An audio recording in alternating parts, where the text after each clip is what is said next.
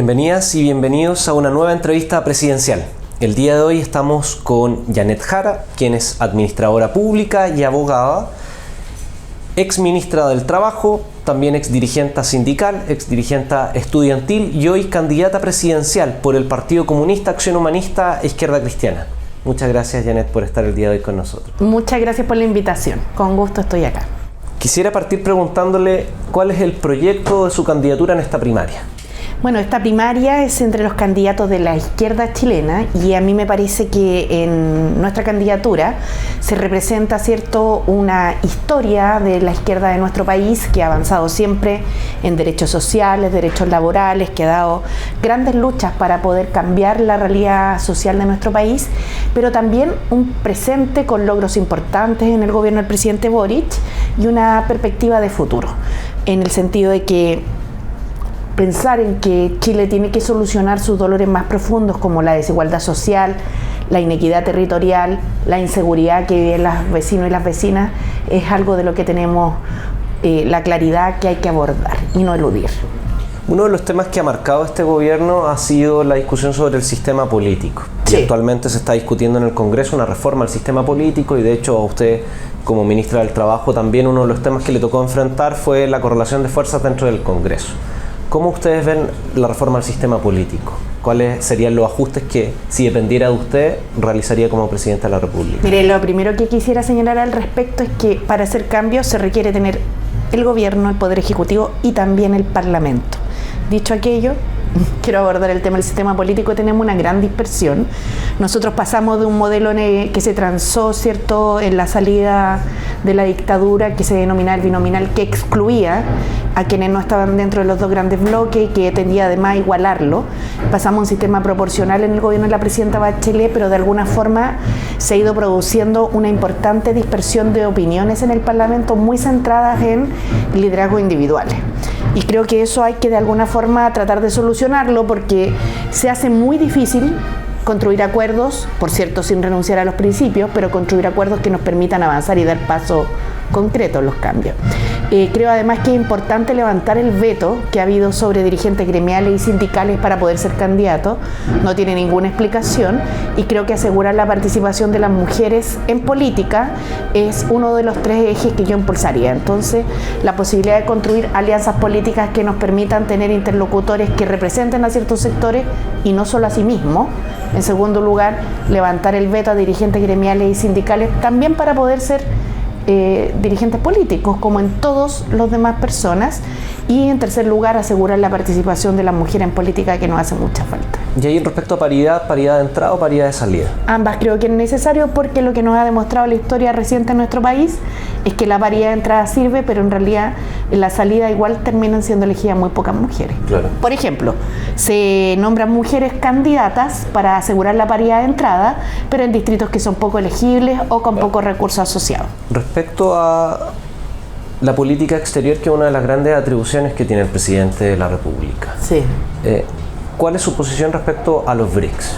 El presidente va a participar en la cumbre. ¿Usted solicitaría el ingreso del país a los BRICS? No, mire, lo primero que quiero señalar es que en Chile las relaciones internacionales las llevan los presidentes o presidentas de la República. En ese contexto, yo más que solicitarle algo al presidente Gabriel Boric, no, usted como presidente, lo que puedo plantear es que en un futuro gobierno yo promuevo el ingreso a los BRICS. Lo que nos ha pasado es que Chile ha estado en la mitad, como el resto del mundo, de una guerra comercial impulsada por Estados Unidos y Donald Trump, que por otro lado se está desarrollando el conflicto bélico entre Rusia y Ucrania, y por cierto además este conflicto de Israel sobre Palestina, que nos tiene muy complicados en el escenario internacional. Y creo que Chile tiene que buscar nuevas alianzas.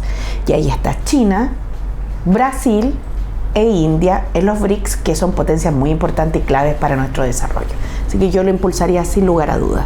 Y respecto al genocidio que está ocurriendo hoy en día en Palestina, sobre todo en Gaza, ¿qué medidas diplomáticas adoptaría usted si fuera presidenta? Yo primero quiero valorar el anuncio que se ha hecho recientemente respecto de retirar nuestra delegación militar en Tel Aviv. Me parece que va por el camino correcto, pero creo que la situación es de tal nivel crítica, humanitariamente hablando, no solamente por las personas que han muerto, que son más de 50.000, los niños y niñas, sino que también por algo bien grave que pasó esta semana, ¿no? Que es cómo la distribución de alimentos se vio interrumpida con claro riesgo además de muerte por inanición de muchos niños y niñas, que en mi opinión habría que suspender relaciones diplomáticas con Israel, y es lo que voy a promover en un futuro gobierno. Creo que es una situación extremadamente grave. ¿Y la integración latinoamericana, cómo la vería? ¿Qué acciones me diría para impulsar la integración dentro de la región? Mire, quiero decirle una cosa. Yo sé que es difícil pensar en que, por ejemplo, con Milei, que pensamos muy distinto, pudiéramos ser grandes aliados o amigos en esta relación diplomática. Pero quiero asegurar algo, en mi rol como futura presidenta, si así me eligen, voy a mantener con el pueblo argentino, con su presidente, que fue a quien eligieron, las mejores relaciones de cooperación, porque primero respeto al pueblo argentino, y en segundo lugar porque creo que los pueblos que sobre todo limitan, tienen una frontera común, deben mantener una relación adecuada, aunque Milei nos trate de zurdos de mierda, ¿no? O de zurdas de mierda. De todas maneras, en general creo que en Latinoamérica hay que darle un reimpulso a la CELAC, y creo que vamos a estar en ese camino. Perfecto. Una de las materias también a nivel presidencial que se han pronunciado todos los candidatos es en materia económica. ¿Cuál diría usted que son las principales propuestas económicas que pueden diferenciarla de las otras candidaturas, o más bien que usted priorizaría dentro de un futuro gobierno? Mire, todos hablan de crecimiento, y es verdad que Chile necesita un impulso. El punto es dónde vamos a poner las prioridades de ese crecimiento. Y yo quiero señalar que un tema que creo que es indispensable es combatir en Chile la concentración económica. Si esta mesa fuera el mercado de bienes y servicios, las pymes participan de esta forma en las ventas de bienes y servicios. Todo lo demás lo lleva el 3% de grandes empresas. Entonces en Chile se habla mucho de ser pro pyme, pro emprendimiento, apoyar a los emprendedores, pero en realidad la única forma de apoyarlos de verdad, y no con un subsidio que dura algunos meses y sea de algunos miles de pesos, es abriéndoles cancha. Y por eso creo que combatir la concentración económica y regularla es algo indispensable. Y hay medidas bien concretas que se pueden tomar, como por ejemplo que no siempre los mismos grupos económicos ganen las licitaciones del Estado, o como por ejemplo algo que en Chile se ha naturalizado mucho, pero que en otros países no ocurre de esa forma. Me explico. Yo voy a comprar una polera y salgo con una tarjeta de crédito. Yo voy a pedir, voy a pagarme la pensión en una caja de compensación y salgo con un préstamo. La verdad es que unir servicio financiero y no financiero tampoco es algo que esté recomendado si uno lo mira si quiere combatir la concentración económica. Entonces hay medidas que se pueden tomar, y creo que ese es más estructural.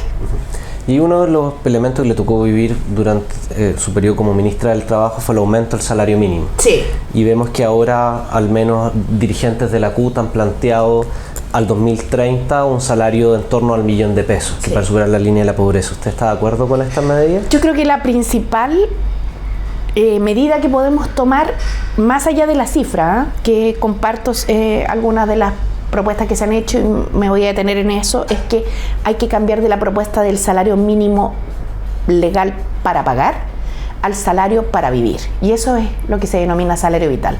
No puede ser que alguien que trabaje turno jornada completa, que además se tenga que trasladar, ¿cierto? Sabemos que nuestras ciudades tienen una desagregación geográfica importante, entonces la gente gasta tiempo en eso, no le alcance para mantenerse y mantener su familia. Así que en mi gobierno voy a impulsar el salario vital. Como concepto clave. Sí. Y además lo que se está discutiendo internacionalmente, lo que pasa es que a veces nosotros entre mar y cordillera nos miramos mucho el ombligo, pero a veces hay que levantar la mirada por arriba de la cordillera y mirar un poquito para afuera. Ese era el concepto también que tenía el Código del Trabajo antiguamente, hablaba de salario vital. Exactamente. Antes de la dictadura. Y otro elemento importante también en la discusión siempre es el cobre, que se ha denominado la viga maestra. ¿Qué políticas tendría hacia la política cuprífera y sobre todo hacia Codelco? Ha sido bien interesante lo que ha pasado en la discusión del litio si uno lo mira en relación a lo que ha pasado con el cobre, ¿no? El cobre y Codelco, de alguna otra forma, desde su chilenización y después su nacionalización con el gobierno de Salvador Allende, se ha constituido Codelco en una empresa muy importante para el país que requiere hoy día una actualización tecnológica, una inversión grande. Yo sé que se han hecho esfuerzos, pero evidentemente tiene que seguir esto, yo diría, modernizándose. ¿Por qué? Porque el cobre sigue siendo parte importante del sueldo de Chile. Y lo comento porque hoy día justamente se va discutiendo respecto de el litio en particular, cursando un acuerdo que todavía no se cierra y que entrega en cierta medida una parte importante de la propiedad a una empresa privada que además es SQM, cosa que yo no estoy de acuerdo. Pero la derecha y la ultraderecha, por otro lado, quiere que este acuerdo se caiga porque ellos quieren licitarlo entre privados. Entonces, hay 3 escenarios posibles. O el acuerdo se consolida, o se hace una licitación solo entre privados, que es lo que se está impulsando desde las mismas mineras, y la tercera posibilidad, que es la que yo propongo, y que esto sea una empresa nacional pública del litio. Y creo que lo de Codelco nos deja una enseñanza importante, porque todos los yacimientos de cobre que pasaron a chilenizarse, luego nacionalizarse y confluir de cierta medida en Codelco, junto con participación privada en otras mineras en materia de cobre, han podido coexistir perfectamente. Y respecto a la Estrategia Nacional del Litio, ¿usted ha sido crítica del acuerdo? ¿Cuáles han sido los principales aspectos que usted critica? Mire, lo primero es que a mí no me parece que el Estado de Chile se vincule nuevamente con SQM, no solo por su herencia pinochetista, como lo he dicho, sino que además porque SQM hasta hace pocos años atrás estuvo metida en el financiamiento ilegal de la política.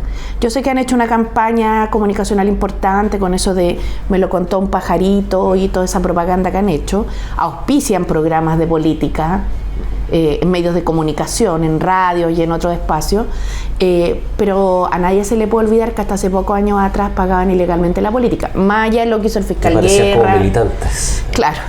Más allá de lo que hizo el fiscal Guerra, la impunidad que se instaló. Entonces, es demasiado reciente esta historia para hacernos los lesos, para hacer como que nunca pasó. Pero además, por una razón estratégica. La concesión termina el 2030. Quedan pocos años para que SQM salga. ¿Por qué razón el Estado de Chile tendría que entregárselo, aunque sea en parte, que es una buena parte, casi la mitad, a SQM? No entiendo eso. Hay que tener la vista un poquito más larga. Política ha sido Máximo Pacheco. ¿Usted lo mantendría a cargo de Codelco en un futuro gobierno? Yo creo que, mire, todas las autoridades actuales en un futuro gobierno debieran de alguna u otra forma renovarse, no solo porque más allá de la experiencia que cada uno pueda tener, yo tengo en general una opinión positiva en general de quienes han sido mis colegas, pero hay un tema de motivación importante. Y lo digo por mí misma, porque yo fui ministra del Trabajo y la verdad es que no sé qué tan bueno irse repitiendo el plato, porque uno ya, si bien tiene una experiencia, después de tanto tiempo también hay un desgaste. Así que...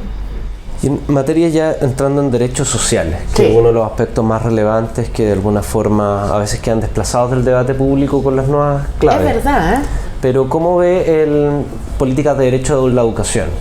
Ahí yo diría que hay 2 temas importantes en materia de educación inicial. ¿Qué posición tiene respecto al proyecto Salacuna que se está tramitando en el Congreso? Mire, en educación creo que hay harto que hacer. Si uno lo mira en los 3 puntos de vista, la inicial, por cierto, creo que la parte laboral del proyecto Salacuna está bastante bien lograda. Constituye un fondo solidario, lo financian todas las empresas, no solo las que contratan mujeres de más de 20 años, perdón, empresas de más de 20 mujeres, claro. Es para madre y para padre, o sea, no es solo cargo de la mujer. No se ha aprobado todavía en el Congreso, así que veremos qué pasa. En la parte educativa se hace un avance importante, pero la dificultad que tenemos es que no tenemos suficiente oferta de Salacuna. Entonces, por más que queramos avanzar hacia la cuna universal, hay que construir más a la cuna. Entonces, esa parte es la que no, yo diría, porque esta otra uno las podría despejar, la educativa y la laboral, pero si no hay más a la cuna, ¿dónde vamos a llevar a los niños y niñas? Entonces, en mi gobierno también quisiera hacer un impulso a esa naturaleza, como lo hizo la presidenta Bachelet en su minuto. Luego tenemos la educación básica y media, y ahí yo he visto con atención y con dolor además, ¿sabe? Porque me tocó hace poco, era el liceo donde estudié en Conchalí, cómo todavía hay liceos que están muy abandonados en materia de infraestructura y se sostienen básicamente en el compromiso de los profesores y profesoras. Eso sí. No puede seguir. Y en educación superior he visto con harta preocupación todos los temas de acoso, de violencia, como se han ido instalando en el espacio educativo, y de salud mental, así que yo quisiera ahí tomar algunas medidas que creo que pueden ayudar. Primero, ley Karin para las prácticas profesionales, segundo, un plan de salud mental principalmente orientado a los jóvenes, y en tercer lugar, me gustaría avanzar en gratuidad al 70%. Me habría gustado avanzar más, digamos, pero yo sé que los recursos del Estado están bien estrechos. Y no abandonar esa bandera, porque creo que la educación realmente es un derecho. Y respecto a la condonación al CAE, ¿en su gobierno se condonaría o no sería una prioridad? Mire, creo que hoy día la dificultad es tan grande que tenemos con el CAE, porque yo no sé qué tan de conocimiento público sea esto, pero el CAE le produce al Estado un gran costo. Claro. Es parte de esta escasez fiscal que tenemos, porque cuando se deja de pagar, el Estado tiene que, como el garante de esto, claro. Y incluso las universidades, que tienen una parte más pequeña, pero con pasivo. Yo espero que avance el proyecto de ley del FES, que seguramente será perfectible en el Congreso Nacional. Veo difícil sí que avance porque hay mucha dispersión política y estamos en año electoral, entonces el populismo está a flor de piel. Pero si no será ese proyecto, habrá que avanzar en otro, ¿no? En otra forma, ¿no? Espero de todas maneras que avance. Lo que sí que creo que hay que hacer una reflexión bien profunda de quienes impulsaron el CAE, como dejaron endeudados a miles de jóvenes chilenos. No todo vale. Y a mí me parece que el CAE fue un mecanismo nocivo para la juventud chilena, para la movilidad social, porque hoy día quien sale de la universidad no sale como los que salíamos a lo mejor en los 90, ¿no? Pensando en juntar para un pie y poder tener un departamento, una casita en su momento. Hoy día se sale con una deuda de 30 años o más pensando en cómo pagar el CAE. Y eso realmente no he escuchado ninguna autocrítica de los sectores que lo impulsaron. Así es. Y otra materia que es bastante sensible, en materia de salud, listas de espera. Sí. ¿Qué medida adoptaría para bien sensible mejorar la situación? ¿Sabes? Me llama la atención la ausente que está del debate el tema de la salud pública. Lo digo porque, bueno, creo que a veces tener los pies en la tierra como que ayuda a poder ver un poquito más la realidad social. Yo estuve con mi abuela el otro día en el Hospital San José, producto de una neumonía, porque las personas de la cuarta edad, como llama mi abuelita, les pasa más eso, y la atendieron muy rápido a ella porque venía con un riesgo importante por su obstrucción pulmonar. Pero me quedé conversando con las personas que estaban en la sala de espera y muchas de ellas me contaban que no solo una realidad que ya conocemos, ¿no? Se espera para una operación en lista de espera, sino que se espera para un especialista, se espera para un examen, se espera para que después te entreguen el informe de ese examen. Entonces la vida de las personas que están en la salud pública, que son más del 85%, en FONASA, ¿cierto?, en el seguro público, no todos van a la salud pública porque hay esta modalidad de libre elección, se ha convertido en una larga espera. Y en mi gobierno, de todos los derechos sociales que uno podría ver, me gustaría poner un impulso principalmente en materia de salud pública y principalmente en reducir los tiempos de espera. Creo que hay que formar más especialistas. Creo que para nadie es secreto, además, que de los especialistas que hay, que son pocos en nuestro país, porque hay que decirlo con sinceridad, muchas veces se oponen a que se abran más cupos de especialidad. Así tienen cierto márgenes, control de precio. Exactamente, y eso es complejo, muy, yo diría, complejo, porque la gente se tiene que atender igual y necesitamos tener más geriatras, más reumatólogos, más oftalmólogos. Bueno, entonces yo lo que haría es abrir más cupos de especialidad como una política activa del Estado. Sé que a lo mejor esto le puede caer mal a algunos especialistas del país, pero uno tiene que pensar en la gran mayoría. Y lo segundo es que también vemos que muchos se van al sector privado porque les pagan más y el sector público queda abandonado. Entonces, esta medida de más especialistas es de mediano plazo, no es inmediata, evidentemente, pero hay que tomar otras medidas que sean más acotadas para atender mejor ahora. Y ahí un llamado también a la responsabilidad de las jefaturas de servicio. Creo que uno no puede aspirar a ser jefe sin tener que tomar decisiones que muchas veces sean difíciles, pero quienes hemos sido jefe o hemos estado en el otro lado, que es no ser jefe, no tener esa jerarquía, sabemos que quienes quieren liderar tienen que tener capacidad de tomar decisiones y asumir también costos. Uno no le puede caer bien a todo el mundo, pero tiene que liderar, porque al final, si no se hace y no se toman medidas, los que sufren son las personas que están enfermas.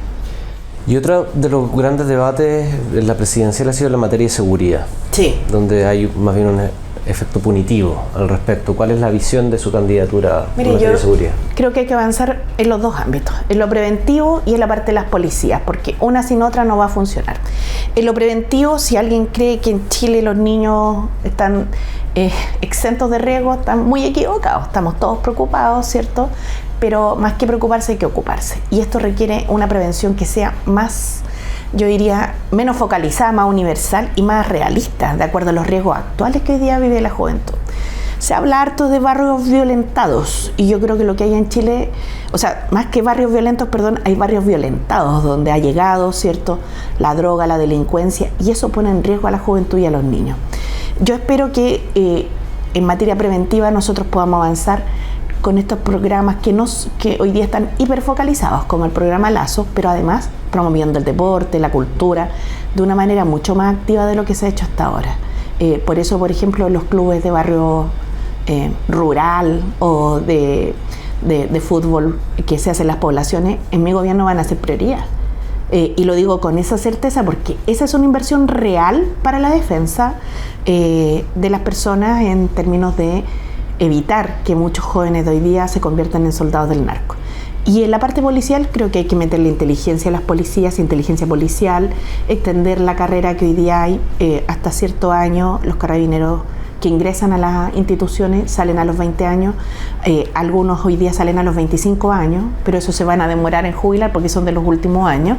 Pero si uno piensa, se requieren más policías, se requiere más inteligencia policial y se requiere por sobre todo levantar el secreto bancario, no solo para seguir la ruta de los delitos de cuello y corbata, que son los que han estado todo este tiempo, impidiendo que este secreto bancario se levante, sino que también ahora para seguir la ruta del dinero del narco. Porque Pablo Escobar no vivía consumiendo cocaína, consumía dinero. Entonces me llama la atención a mí la derecha cuando dice que quiere atacar al narco y atacar al Estado. Y en realidad el narco de lo que vive es de disminuir el Estado. Entonces nosotros tenemos que ir por los dos lados, sin lugar a dudas. Y respecto al fenómeno migratorio, ¿qué políticas adoptaría al respecto? Yo creo que hay que hacer un proceso de regularización.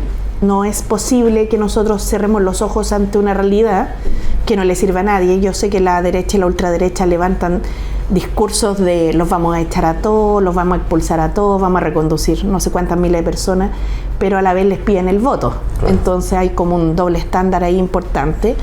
A mí me parece que hay mucha gente que vino al país por distintas razones, entre otras porque en sus países no la estaba pasando bien, buscando oportunidades laborales, buscando tener una nueva vida y están haciendo una contribución, y a esas personas hay que regularizarlas. Hay otras que han venido a delinquir, que se introdujeron al país, muchos de ellos en los tiempos de la pandemia, y es una realidad innegable, y con ellos lo que hay que hacer es avanzar en los procesos de reconducción a sus países de origen. Y lo segundo que haría en materia migratoria es que a las personas que están por optar por poder hacer un aporte al país, relocalizarlas laboralmente. Hay zonas de Chile donde falta mano de obra, trabajo, posibilidades también profesionales de poder aportar, como por ejemplo en la salud pública. Si uno ve la atención primaria hoy día, los médicos migrantes han hecho un gran aporte y necesitamos más gente que esté en esa, propuesta. Sé que puede sonar muy impopular porque hay una gran ola antimigrante, pero no todos los migrantes vinieron a delinquir. Eso es una realidad. Y quien dice aquello está solamente haciendo una utilización política por un tema de votos nomás. Y yo no estoy disponible para eso. Y para ir cerrando, en el contexto de que esta es una elección primaria, sí, ¿cuáles son las diferencias con las candidaturas de Carolina Toá, de Gonzalo Inter y de Jaime Mulet? Bueno, la primera diferencia y fundamental es que yo puedo ganar la primera y la segunda vuelta. Creo que eso es importante porque si uno piensa no solamente en los atributos desde la experiencia, la capacidad de construir acuerdos y tener buenos resultados, que es parte de lo que me caracteriza, así como haber sido dirigente social y política, la competitividad es muy relevante para una elección. Y a la derecha, creo que soy la candidata más, frente a la derecha soy la candidata más competitiva. Pero en segundo lugar, es porque creo que se ha hablado harto de quién le puede dar gobernabilidad al país. Y sinceramente creo que las recetas de los años 90 no son la respuesta para los desafíos del 2025 al 2030.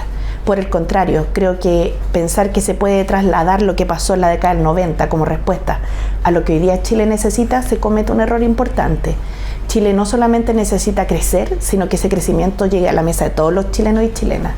No solamente necesita más carabineros, sino que necesita además avanzar en políticas preventivas y en una equidad territorial en materia de cómo enfrentamos la seguridad, porque la gente de los barrios también necesita vivir tranquilo.